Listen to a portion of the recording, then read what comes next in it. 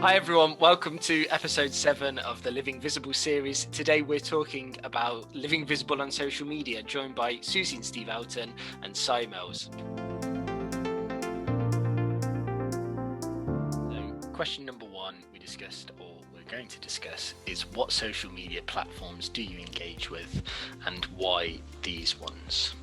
And I'm going to point it to Cy as first to kick us off, and then we can take it from there. It's like that, is it?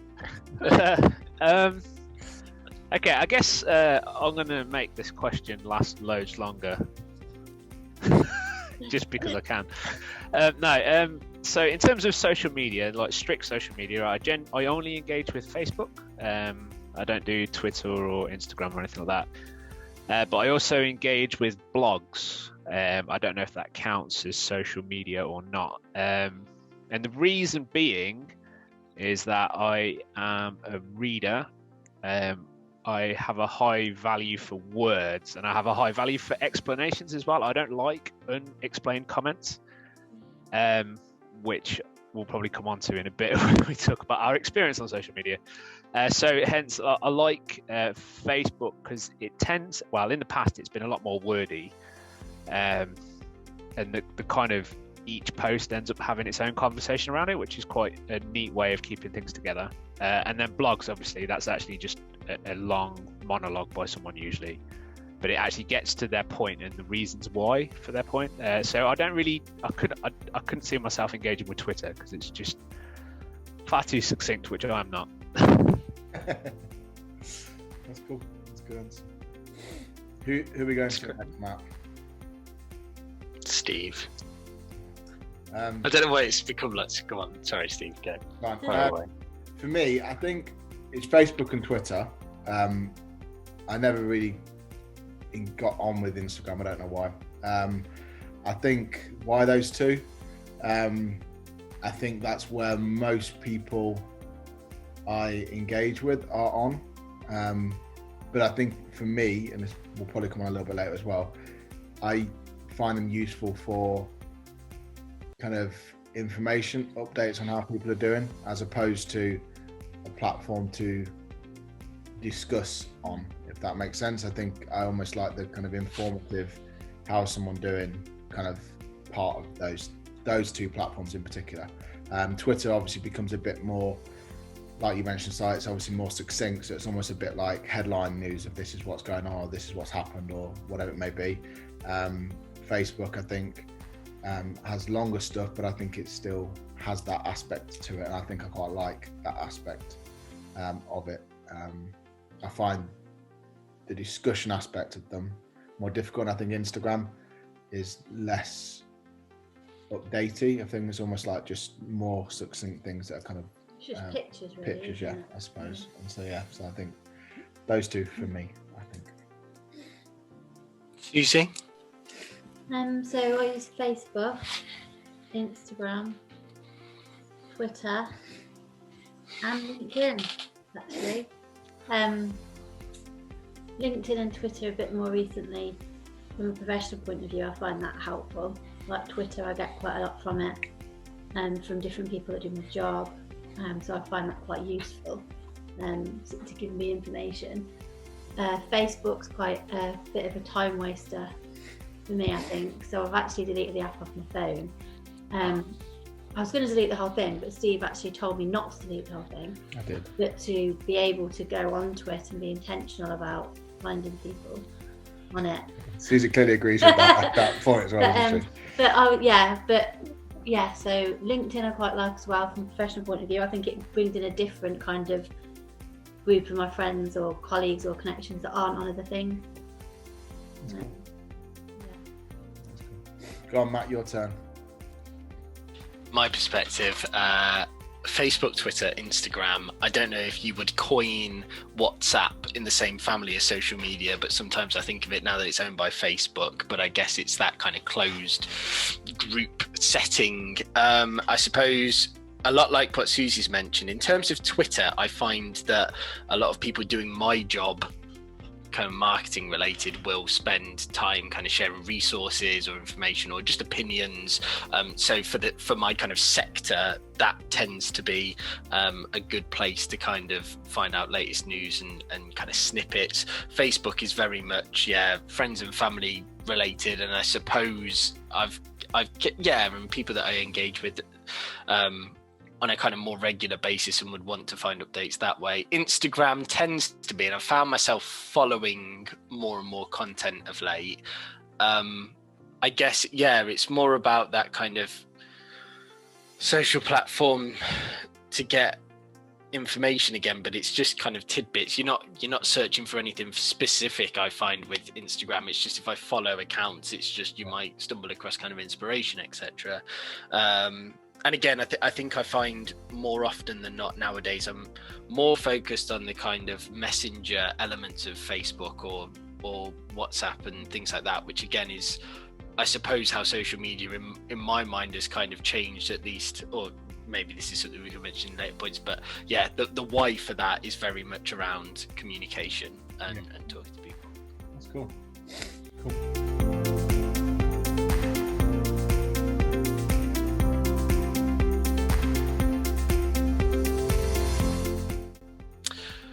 So, question 2, what has been your experience of socially connecting on these platforms? I'm going to go to Susie first. I knew you were going to do that. Experience of socially connecting on them. I guess Facebook's a bit more like a keep in contact with people from old on it, and it's quite nice to see what they're doing. And I think I like sharing things that I think are helpful generally to people. Like not necessarily things about God as such, because whilst I think obviously that's incredibly important, I also don't want to alienate people at work or whatever. Not that would be doing that, but in my head. So I try and be like more general on Facebook about like sharing things about hope and about love and about how to treat people and things like that. Instagram I don't really share anything on because it's pictures and I don't really take that many pictures. I think that's it. Twitter the same. I like retweeting things that I find inspirational or hopeful that I think might be hopeful to somebody else or of use to somebody else. I think that's probably it. I pose the same question to Sai. Was there anything that, especially as well, when we talk about kind of conversations, is there anything that Susie's mentioned that's resonated with you in terms of social platforms and socially connecting? Yeah, I think I've like just listening to all of us, it's the whys and wherefores of each one. We're all kind of vastly different. Yeah. In terms of even the ones we pick for certain things, others of us will pick something else for exactly the same thing. So for me, my experience of by and large Facebook, I guess, because that's the only one I really engage with, it's been very mixed, but I go through phases with it as well. So for a long period of time, it was a really great resource for me actually in terms of learning. So I follow a lot of Christian authors or theologians, and that was generally a space where I would ask them questions or find out about other things that they're doing and just follow their general work. So that was always really helpful. So the conversations were always really fruitful and really respectful. Politics, I did spend time dabbling in that, trusting the social media universe that there would be some sort of rules of engagement that are agreed to by all parties. I have subsequently discovered over a long period of time, unfortunately, that is not the case. So whereas I might engage in kind of traditional kind of rhetoric or debate, other people just take it as I'm having a go. So I've kind of demurred from doing that sort of thing recently. I do like the engagement still. There are certain people who I can question or challenge or just inquire to their thoughts, not because I'm trying to be pushy, but because I genuinely respect their opinion, especially if it's different to mine. I want to know why that is, and if maybe I'm not thinking about something deep enough. So it's a very varied experience. And then of course there's just like the regular family stuff and friends. You know, and you just kind of ghost along watching whatever they're doing, and give people the occasional like, just to make sure they know that you like them still. And so my experience has been very varied. I think more recently I've been a little bit more passive about Facebook, but by and large that's a lot to do with the people that I follow being more passive, so they're not putting out as much content, so I'm not kind of engaging that much, I don't think. And it's more like a networking tool now, so I promote a lot of more like church stuff, kind of getting some of the resources that we're doing out there, or actually getting resources in terms of like the food hampers and stuff like that. So yeah, mixed bag for me. Am I going next, Mark? Yeah.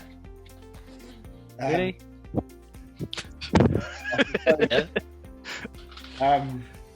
I think that last bit you said for me, so kind of is the thing for me. I think it's become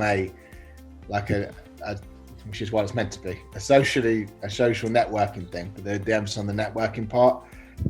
So I think being able to connect with people like Susie said, that are kind of old acquaintances, or people I don't live near or have regular conversation with on other platforms, like you mentioned, Matt, like WhatsApp and all that kind of stuff. I don't connect necessarily through those things, but that it gives me I find a really good platform and a really good space to be able to connect with people that I'm not in regular contact with up to this point, or new people that actually is really brilliant to be able to connect with. And some of that, like you said, Si, happens with the resources we put together as a church, but also happens with the things we connect to, and some of the stuff we've done recently with the food hampers, for example, that as some of those connections have only happened because of what's been going on these platforms. And I think that in a way for me is kind of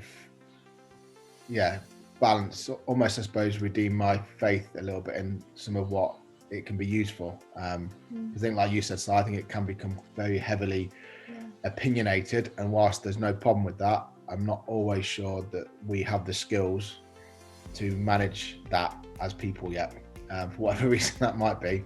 And so I think, but using it as a socially networking tool, I think has been really healthy, and I've really enjoyed, to be honest. It's really quite exciting, kind of thinking, okay, how can we reconnect? And some of it's been like old colleagues who have seen stuff we've done with hampers, for example, and gone, actually, we'd love that in our new school. So I've not spoke to them for 5 years, but then we're friends on social media, we're friends on Facebook. They see something, oh, actually, we could do that, and then it reconnects. And who knows where that might lead. Absolutely, that. Obviously, like when I said before, I didn't mean I don't want people to know that I'm Christian and go to church or whatever. But I think what I mean is you don't have to be like Bible bashing with it or whatever. And the people that we've connected with from doing the hampers, some of them like I think after one post I got like 4 friend requests from like old colleagues that I'd worked with, and I don't care about how many likes I get or how many friends I've got, of course, but it's nice to think, well, where might that lead again, and how can they help me on, and how can I maybe help them on, just by being in connection. And it doesn't take a lot, they're just at like on an app on your phone, but how can I be quite easily a benefit to them and vice versa. So I think that's been quite exciting actually, through just sharing things or retweeting things depending on what platform it is. Absolutely. And I think it is that. It's kind of, I remember watching a documentary on the whole thing, and I think it's the intentionality of it, isn't it? That has helped me socially connect with people, being intentional about why I'm going onto it, why I'm using these things, what's the purpose, and it is to connect, if that makes sense, and therefore to find a space to be able to do that. And sometimes that leads to connection in the real world, which it has done, which is great.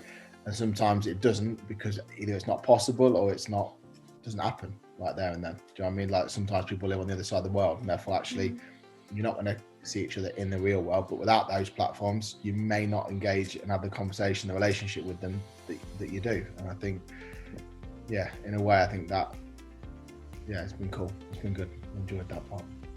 Your turn, Matthew.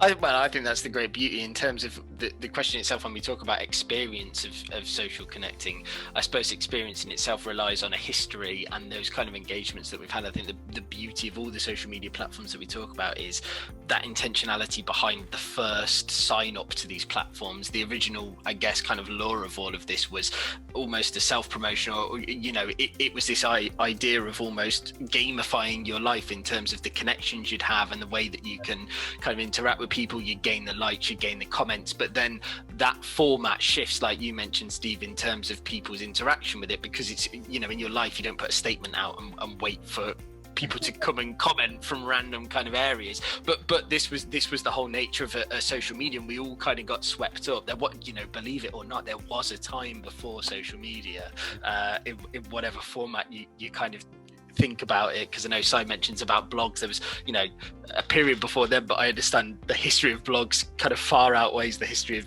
social media as such in terms of the more modern format. But yeah, I think the idea of experience, your intentions for social media platforms change over the frames of your life. Your goal to build connections kind of stops at a certain point, I suppose, because that instant group of friends that you associate with and that wider circle of friends that they might have eventually kind of fades away. And I suppose we're in, I don't know what era you kind of think about social media and platforms and things like that, but we're in a time whereby it almost feels like we've kind of filled them with the contacts or the kind of resources that we might need, and we're kind of now not finding a needle in a haystack, but we're finding those connections that are even further down the line kind of thing. But I think the real beauty in all of that is the stories that are made from everything that we kind of put out. And I think it's interesting because you're kind of telling the story of your life in some ways through social media and those interactions. There's stuff that you might want to keep back, there's stuff that you might want to put up, but it's also the means by which, especially for Hope Springs, the stories that are starting to be told through the different formats. And it feels a little bit full circle, because when we're now going out with the hampers and almost showing the product or the fruit of the labours that have happened, people are engaging in a different way to just a call out for stuff. In some ways they're seeing, this is a great multiplication of stuff, resource, food for people. I want to get involved with that, whereas other people will be interested in the start of the journey. So I just think it's great that these platforms have provided that, and we can share that as a church. And I think experience in terms of socially connecting is different for me personally in terms of work stuff and things that I do with a page on Facebook or Instagram, etc., and personal stuff. And the funny thing is, I feel like sometimes it can benefit you being a page and a bit faceless as opposed to putting yourself out there, and sometimes it might make you want to take that step that you feel that you can't do because of a history that you've built up on your own personal platforms that you can do on pages. So that's my experience in a nutshell. That's cool. That's great, man.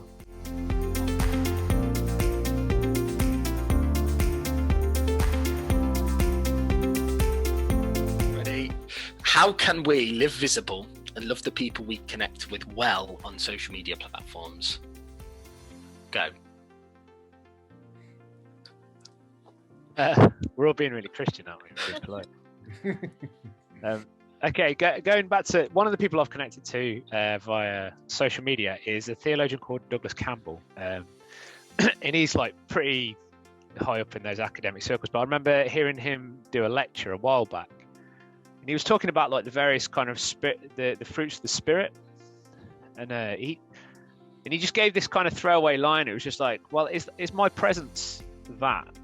So kind of, he was talking about being peacemakers, and am I a peaceful presence? And he said, like, or more pointedly, is my social media presence a peaceful one? Yeah. And that was just really, I don't know, like the penny just dropped for me then. It was just like, how do I interact in the world? Like, would somebody that didn't know that I was a Christian, without me putting up like a Christian meme or a Bible verse on my Facebook, would they say that my presence in that space was a peaceful one or a peacemaking one, or would I be considered an aggressive presence or an annoying presence or whatever, or even like a selfish presence? And that just really challenged me, and it kind of made me, it did make me think about, you know, the intentionality, like you said a few times now, like just about the intentionality of how I use that space. Because it's not just my space, to quote another social media platform. It's not just my space, but it's an actual interactive space. It exists because it exists between people, not because it exists just for me. Yeah. And therefore, like when I put myself out there, or when I occupy space there, I'm also occupying other people's space. You know, like I'll come up in their feeds, or I can comment on their stuff. And so that was just a really big challenge for me. Like, is my presence, would it be associated with the spirit of peace? And so that was always kind of, that sort of thing was a challenge. And therefore, like, to live visible is to kind of live out the Christian virtues, I guess, to use an old-fashioned word, the Christian virtues, but in that space. Does it mean that I kind of post John 3:16 and tell everybody to get saved? I don't know. I mean, maybe if I was trying to emulate John the Baptist or something, possibly. But it's kind of like, what virtues am I kind of demonstrating here? How do I engage with people? And obviously, like, I fall afoul of that. I don't do it remarkably well, but it's kind of just having that sort of mindfulness, I think, for me. Yeah, that's really cool. I think that's it, isn't it? I think, like you said, I think social media a lot of the time reveals where we are at, and by we I mean like corporate group we, because it shows our interactions, and whereas sometimes real world interactions we can just stay away from that. I think sometimes social media in its, and I mean this sincerely, in the amazingness of it, connects people, but because of that it can cause tensions, and it can cause fallout, can't it? And it can cause disconnection, but I don't think that's necessarily the fault of those platforms. I think it's more the reflection of where we as a society are at, and the fact that actually maybe we're not as good at connecting with people who have different opinions to us as we think we are. And I think that for me is the biggest challenge. I think it's and the one that I think makes me most excited and most sad all at the same time. I think for me, the idea of, like you said, Si, do I communicate peace when I'm on there, or in another way, do I just not engage with it at all? And I don't think that you have to engage with it, but I do think it's a space where people are. Yeah. And I think because it's a space where people are, without sounding too cheesy Christian, I won't use an old virtue word like you, Si, but I think Jesus was where people were, and I think in that sense, I don't think our entire walk should be solely on social media and expressed that way, but I do think people are there, and people exist in that space, in that world, for want of a better expression, and therefore I think it's important that we, and I can use the word again, but intentionally engage with that, and like you said, be peaceable. And I think it can be redeemed as a space where there is genuine connection, not because of agreement, but because of genuine relationship that goes deeper than agreement. I don't think I'm there yet. I don't think many of us are there yet at all, but I think it's for me where I want it, the journey I want to go on. I want to be able to kind of both walk it out in the people I relate to that I don't agree with on some things, and have polar opposite opinions on certain things, but walk that out in a way that actually, even on this platform, we can find connection that might not be possible in real life because we don't live near each other, or we're not in the same country, or whatever it may be, but actually we can find connection, and perhaps more importantly, model that in a way that this is what it looks like to disagree, but still be connected. And I think that's difficult, because when it's using those platforms, it kind of becomes harder to do that, doesn't it? Because you lose the 90% of communication, which is body language or facial expression or tone or all that kind of stuff. And I think it's learning. We haven't learned those skills, I don't think, yet. And I think we still need to learn those skills about how do I communicate that 90% that's missing in that context. And I think it's bringing that message, that spirit of reconciliation, that spirit of connection into that world, not exclusively, but as a part of human existence and a part of human conversation and discussion, because we exist on there, whether we think we should or should not, we do, and therefore it's how do we bring that reconciliation into that space, I suppose. And I think, like you said, it's about what mark do I leave in there, how do I relate, how do I connect with people that I might not see eye to eye with, and how do I speak to them, how do I make sure I communicate all the things that I would communicate in person to them, to let them know, actually, I'm okay with you, I'm good with you, even though we're disagreeing right now. And I think that's a skill set we need to learn somehow. Yeah. And there's also the tacit thing of, just because I can disagree with you and still be okay with you, actually you might not be okay with me. Yeah, absolutely. And that's something I've had to learn, because generally speaking, I'm quite dispassionate, especially on social media. I don't generally carry around the conversations or arguments, but I've slowly discovered, I'm slowly learning a lot of things in life, I think, but I've slowly discovered that not everybody else is like that, and that people, disagreement does hurt other people. And it's not learning to just be agreeable, because I think it just becomes a shallow and a little bit vacuous then. But it's kind of learning the people that you can disagree with, and that you can do that well. So there are some people on there that, I could have a right old ding dong with and still be completely fine with. And there are other people that, if, I just get unfriended. In fact, I probably am unfriended. I've probably only got about 3 friends on Facebook now, but I don't check. But yeah, but it's kind of, so I may think that I've disagreed with someone really well, but actually they've just unfriended me and I've never heard from them since. But yeah, I think there is that. It is a two-way street, and it's always kind of, there's a certain wariness, isn't there, about how much can I put out there, and how much can I trust you to understand that as well, without the 90% of the rest of the body language in that. Yeah.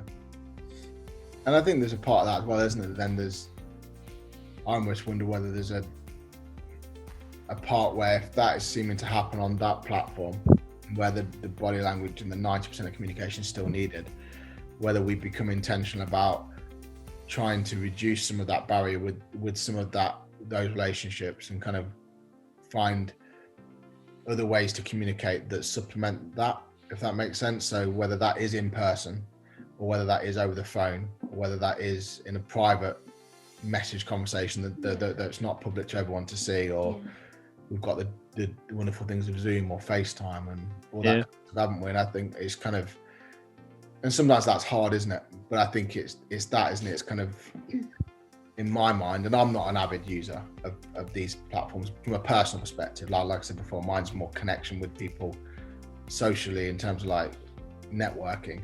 But I think for me, I almost feel like I want to be more, because I want to be in that space where I can go, actually, okay, we didn't disagree well there, maybe from my side or maybe from your side, but actually let's see if we can take this conversation or this relationship to the side, and how else can we now connect, because that didn't connect us at all. So how can we actually genuinely connect, that then when we connect next time on this platform, which is part of our experience at the moment, that we connect better and we disagree better next time, and that won't always go well with it, but I think it's, there's an intentionality again with it, isn't there? I suppose it's like, actually, if I'm going to disagree with you, am I going to intentionally do what I can to follow up on that disagreement, I suppose, and when I feel there might be something. I suppose that's the beauty. We're saying live visible, but part of what we're almost saying here is conversations can be taken from the fairly public realm and actually be taken to somewhere where you can have a more kind of in-depth kind of time and space to be able to do that. And I think that encouragement, I mean, the thing that I was thinking there was almost, we're talking about kind of to love the people that we connect with. Sometimes I'm kind of thinking about the ways in which we can support those people. So we were discussing about, disagreements, but they can still be amicable, or you can still support somebody in your disagreement so that they may not carry that around with them, but of course we don't have that complete control, and I think that's the uniqueness of social media. It's public, but it's not quite public because it's still moderated, because it's still controlled by that user or yourself or anybody. And like Susie was mentioning, you can switch it off when you want to, but there's still that idea that you've still got a profile there, there's still a presence of some kind. But I guess it's just the fact that some of that support can come in different kind of ways. That support could be the initial support or love that we could show somebody in a time of crisis or need that they might put out fairly publicly on a social platform, or you might read between the lines and message them privately. But similarly, there might be, you know, a kind of hearty discussion like Si mentions that can be supportive and still fairly public and visible, and that might shake a few other people, or it might rally them around you. But I think it's some of it is, I guess, the ripple effect of social media that we don't think about, is the kind of unseen, the interactions that don't have any likes or comments against them, but it might still impact positively on people's life, or might challenge them, or might bring them closer to God in a moment. And I think that's equally the kind of beauty of it.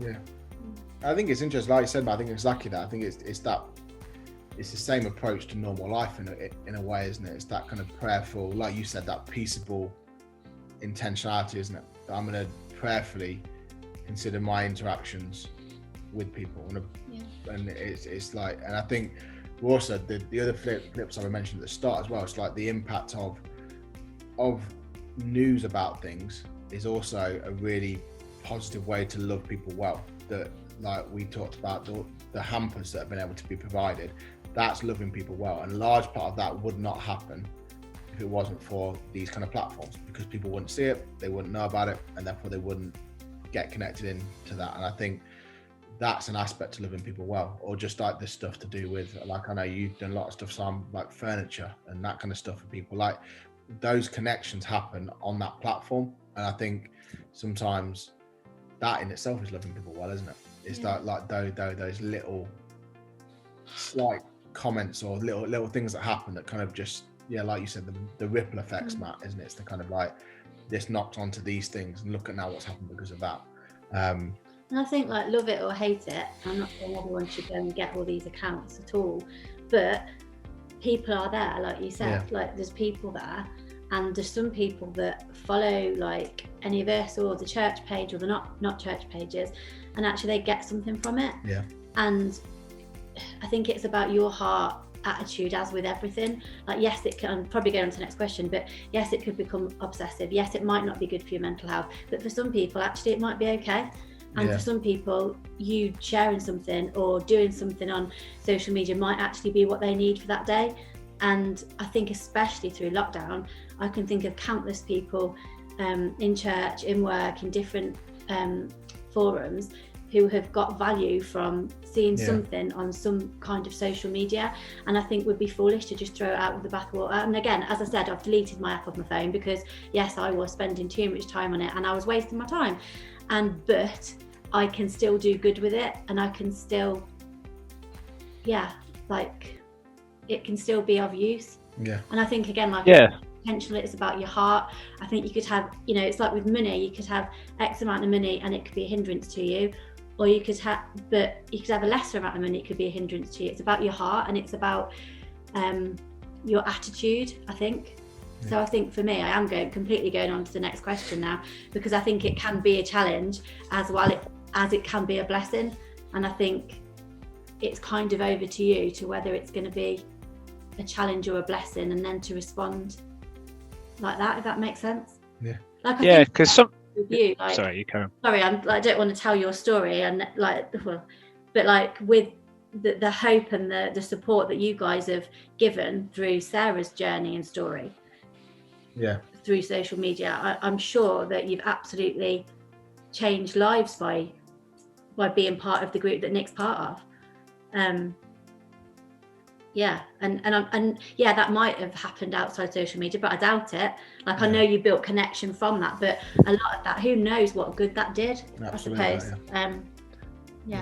I think that's one of the things, though, isn't it? It's that because social media isn't it's not like a window into other people, is it? It's a mirror for yourself often. Yeah. And it is about your intentionality, because one of the things that I've found, kind of just alluding to that sort of story, but it's a place that could be like wonderfully false and curated. Like you see, like, especially at this time, you know, kind of in lockdown and everybody's doing homeschooling, you get some people out there posting, oh, we did 20 hours with our kid today homeschooling, they now know the Cyrillic alphabet. And then like other parents are reading that and just absolutely plunging themselves into a pit of despair. Yeah. And then I think like a really amazing tonic, like mental health wise, is just that, you know what, I screamed at my kids today, I shouldn't have, having a really rubbish day, can't get them to do anything. I just want to go and drink myself to sleep. And bizarrely, it's the honesty of the post that's the tonic to all of the kind of uber curated, airbrushed, kind of supposed windows into people's lives that's completely false, or if it's true, it's only true for about 3 seconds of their day. And it's kind of that honesty as well of just like, so like with Sarah's story, it's just like we have no idea which way's up. We're so utterly depressed, but we hope, like, and you know, when we can't hope, our friends carry us. And it's that reality, because if we just turn around and said it's all going to be okay, everything's rosy, then that story wouldn't inspire anybody else, because everybody else would just look at you like, I have no idea how you get to that place. And so we feel even more rubbish now because we can't even do that. So it's that honesty as well, I think.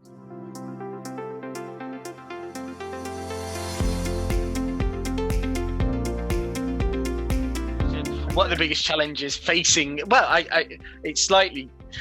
What are the biggest challenges facing us in showing the way that we're living visible, and how can they be overcome? Is that the right framing? I guess it kind of is. Yeah. Because What do you think, Matt? I think what Si's just mentioned there, the absolute honesty of some posts. When we talk about the intentionality behind what we're doing, sometimes it's the most unintentional, honest, raw things that we put out that strike the greatest chord with people on these platforms, because there isn't any messing around. Basically, it's right to the point, and I think that's what social media really is at its heart. Sometimes is the absolute point of a person, the absolute heart of a person in that moment. And that's what we kind of harness and latch onto. And social media is it comes and goes, you know. Something you post, and nowadays we've got time hop or ways to look back, but really, again, like Si mentioned, it is that mirror to yourself. It only shows up on your feed to tell you that you posted this X many years ago, but it's still very much about sharing that exact content. Make sure it's in the now, make sure it's here and present. But in terms of the fact that social media celebrates the instant, the challenge that we have is keeping the story going. I think in many ways, in terms of living visible, is that absolute resilience, that, like Susie's mentioned, having that heart in the moments where not to make things false or throw away at the same time, but to still know your intentionality is the thing that you control in those moments, and really knowing that and really kind of celebrating that and harnessing it in the ways that we're interacting with people. But it's also just, I know we talk about it being a challenge, but sometimes it's just about being you and understanding that you might want to put something on social media, you might want to step away from social media. And I think the key thing behind all of it as well that we've also mentioned is health. In terms of social media health, it's actually that whatever steps we're taking, provided they don't take you down a really dark path, it's about doing things healthily. And I think social media is something, the only real parameters you have is your own self-control in that, and knowing when you've hit a limit or you think you've struck a chord with somebody in a negative way. It's your self-responsibility to manage that. And I think that's our greatest challenge of humankind, is this platform, or these platforms, can be addictive, or they can really take a negative turn at points,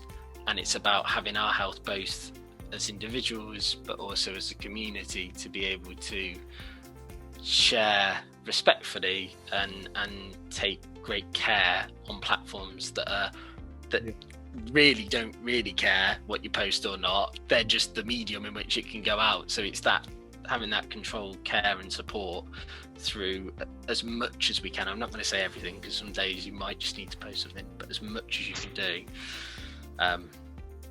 That's me in a nutshell. I think that's it, Matt. I think that's exactly it. I think that for me the biggest challenge, and then in the same breath the thing to overcome it or to manage that challenge, is that these spaces, in whatever way we engage with them, and it is different like we've talked about, have to be about connecting with people. It has to be about that, because if it's not about connecting with people, you start to think, okay, what is it about? Like, it becomes something completely different, doesn't it? It's like, if it becomes, like you said, Si, if it becomes about, like, I'm just going to show me as this kind of completely airbrushed, perfect individual who's just almost a mini deity on the planet, then that's not about connecting with people. That's about making yourself vanity. Ego. Vanity, absolutely that. And therefore the honesty is so important, and I think it's that those honest relationships that or those honest connections that we need to keep at the center of it. And I think if it becomes, like you said, Matt, if it becomes unhealthy both to yourself or to other people, if it becomes something that's disconnecting, then that is when it's a problem. I think when those things happen, that's when there needs to be a step back and go, okay, well, what am I doing here? How do I do this? But I think then the solution to that at the same time can be, okay, and then how do I reconnect with people? And maybe that's through these platforms, but maybe it's like we talked about, it's a step sideways and go, okay, well, how else can I connect with people? I'm really lonely. Social media platforms are the only thing I use to connect with people, but I'm feeling a bit rubbish about it right now. So how do we step sideways and go, okay, I can also connect through Messenger, or I can connect through WhatsApp, or I can Zoom if I can't physically be with the person right now, or I can phone them, or whatever it may be, or ask them to do that. And I think it's that, isn't it? I think as soon as it becomes not about the social connections, that's when it becomes something that we just, there's no point to it. There's absolutely no point to it. But I think it's a fantastic space to enable and to strengthen those connections. But I think where possible, those connections can hopefully exist outside of it as well, but it can still be a place for it to have those connections strengthened too. It's funny because while you're both speaking, it's kind of rude of me, but I was thinking of something else. No, just kind of, I think part of the reason, and you've said this a few times, Steve, that we're not ready. Yeah. I just think that it's really odd, like, to try and deploy biblical language to how we use social media. Because, like, so Matt, you said about, like, it's kind of instantaneous, isn't it? It kind of just encapsulates literally the moment. And it's just like one of the great challenges there then is just being faithful. Yeah. You know, if you think about like 1 Corinthians 13 and how it describes love, it endures, it's patient, it takes place over time. There's a consistency to it. And so it's like one of the big challenges is actually just to be faithfully faithful, or, you know, enduring, a long obedience in the same direction, as Eugene Peterson would say. And then the other thing is because it is completely unedited, there is no kind of barrier to self-publication or self-promotion, that one of the massive things is self-control. And, you know, kind of in James, it talks about, he talks about the tongue being such a powerful part, and like who can restrain it. And it, you know, like social media is kind of a figurative tongue, isn't it, that kind of can run wild, and it can cause a lot of destruction. And you're right, Steve, like I don't think we are ready for that sort of liberty. In terms of that's one of the great beauties of Christianity, because it kind of, whilst it is, you know, it is for freedom that Christ has set us free, but it's also like a terrific obedience that's required as well, and a devotion of giving of self, you know. So there's that kind of funny paradoxical metaphor of being a slave but being free, and or being slaves and being friends, as you know, slaves to righteousness and stuff like that. And it's kind of dare we like actually edit ourselves, dare we curate ourselves in the correct way, if you know what I mean, in kind of, is this loving, is this gentle, is this peace giving, why am I posting it then? Yeah. Is this connection building, to use your language, Steve? Does this build connection? Yeah. And it's that self-discipline, that self-control, you know, another one of those kind of virtues that Paul talks about, you know, be self-controlled. And it's wonderfully easy to not be self-controlled on even with our time, you know. So like Susie, you were saying, just it's really easy to just get sucked into that, you know, flicking down the feed and actually just being like, oh, I really didn't realize that about, you know, that Easter egg in the Marvel like universe, or was Jar Jar Binks really that old in Star Wars and stuff like that. And then it kind of, you know, there's definitely like, it's really easy to have a lack of self-control as well. Yeah. That's cool. I think that's it, isn't it? I think it's that, in a way, for me, is why it's I think you talked about it, so why it's a mirror. It just exacerbates where we're at, and I think it just reveals where we're at, and therefore we blame the kind of program or the platforms or whatever it may be, but actually it just shows a mirror up to go, actually, well, maybe you're not as gracious or as kind or as patient as you thought you were, because that person said one thing about political point B and you just flew off the handle, or that person posted this and you just were just narking your next post or something like that. Do you know what I mean? It just reveals us, and therefore I think it's a wonderful challenge then to go, okay, that's what it shows, what I feel like right now, and then you just rely on, go, God, I want to be an example of what it looks like to love people on this platform, and therefore I need you to help me deal with that in me, because it might not always pop up in my everyday life, but it pops up here, and it pops up here in that relationship to that person, and therefore that needs to be looked at and worked at, and I want that to be shifted in the way I relate to people. And I think that, and again, is why it's challenging, but also why it's really a wonderful opportunity, because it really can be a place where, whether we like it or not like it, it can be a place where people receive something of the love and the heart of God, not because we get it perfectly right, but because we're willing to go, okay, I got that wrong, but I want to be better at that. I want to know, and I want to experience the love of God so I can demonstrate it better in that place.